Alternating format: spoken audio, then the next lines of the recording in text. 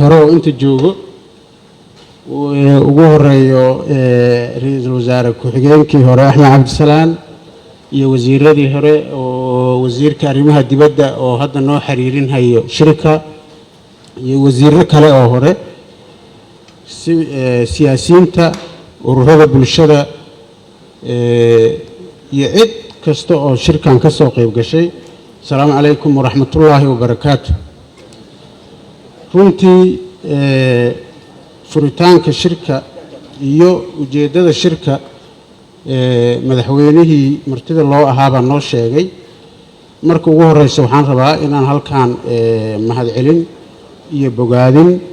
aan uga diro dowladda Galmudug iyo shacabka reer Galmudug sida quruxda badan oo soo dhaweynta leh oo Soomaalinimada leh oo dadaalka badan ku jiro oo ehelnimada leh nagula soo dhaweeyay aan uga mahadceliyo. aad iyo aad baa loo dadaalay, aadaan ugu mahadsantihiin. waxaan bogaadinayaa shaqada fiican maamulkan cusub oo curdunka ah uu wado oo u istaagay inuu Galmudug meel fiican ay gaarto, dadkeedana ay gacmaha isqabsadaan. ayadana waa bogaadinayaa. bogaadinta kadib waxaan isugu nimid shir muddo dheer aan qaadanin inaan isu imaano. waa dareemi kartaan waqtigii lagu ballamay oo aan ka shaqaynay shirkan in la isugu yimaado iyo sida ugu dhaqsaha badan ay u suurto gashay waxay caddaynaysaa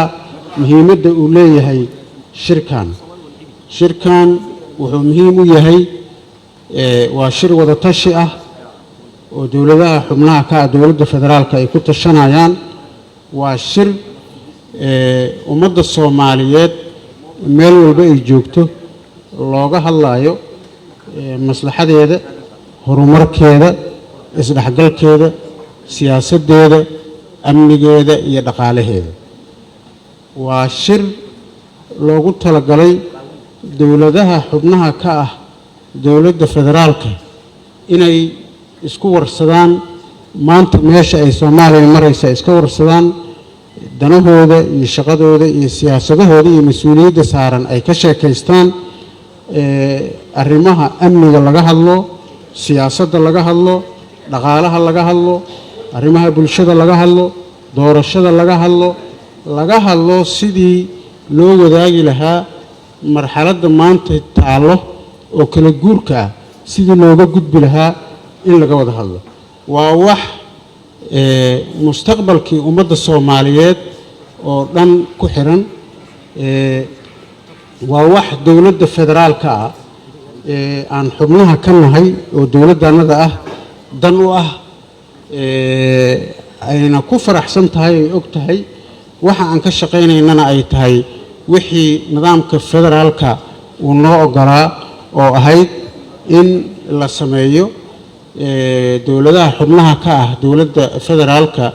ay samaystaan wada tashi iyo wada shaqayn iyo isdhexgal. iyadoo mid guud ay jirto haddana sida uu madaxweyne Saciid u sheegay waxaa jiro si gaar ah iyo xaduudo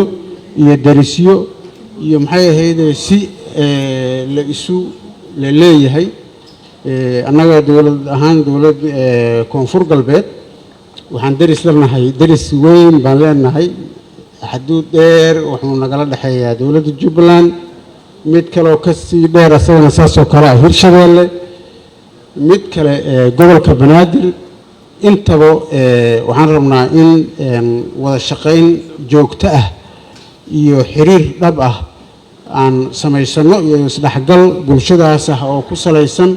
sidii looga wada shaqayn lahaa arrimahan caqabadaha ku noqday dadka Soomaaliyeed dhibaatada saameysay oo shabaabka ah oo loo heli lahaa amni ay dowladahaas kulligood ay ku wada naaloodaan oo lagu wada shaqeeyo, ganacsi iyo isdhexgal fiicanna loo heli lahaa. bilow fiican aan ka sameynay 6 bilood ka hor waxaa Ilaahay noo suurtageliyay inaan anaga iyo dowladda Hirshabeelle aan shirkaas iskaashiga ah aan qabanno guulna uu ku dhamaaday oon iska kaashanayna arrimaha amniga iyo daris wanaagga iyo ganacsiga si fiican buuna noogu soo dhamaaday inta kalena waxaan jecelnahay haddii Ilaahay yiraaho in iskaashigaas aan sameeyno markii aan intaas ka soo gudbo runtii maanta marxaladda ay Soomaaliya marayso waxa weeye nin kasta oo Soomaali ah Soomaalida waxay aad ugu faraxsan tahay oo heshiis ku tahay oo hanaqaadkii dawladnimada ku dhiirigeliyay in waqtiga doorashada markii la gaaro uu waqtigii doorashadii ay dhacday nin kasta oo Soomaali ah wuxuu raba ha ahaado xilku raaha raadiyo wuxuu isku qancinayaa nin walba wuxuu leeyahay waqtigaaba iska gaaban 4 sano dhamaanaysa waa sugaa marka nin kasta oo Soomaali ah maanta wuxuu diyaar u yahay 4 sano markay dhamaato inuu u diyaar garoobo ninkuu bedeli lahaa iyo ninkii soo noqon lahaa waa wax standard ah oo Soomaalida dhan ay heshiis ku tahay laguna wada faraxsan yahay runtii dawladda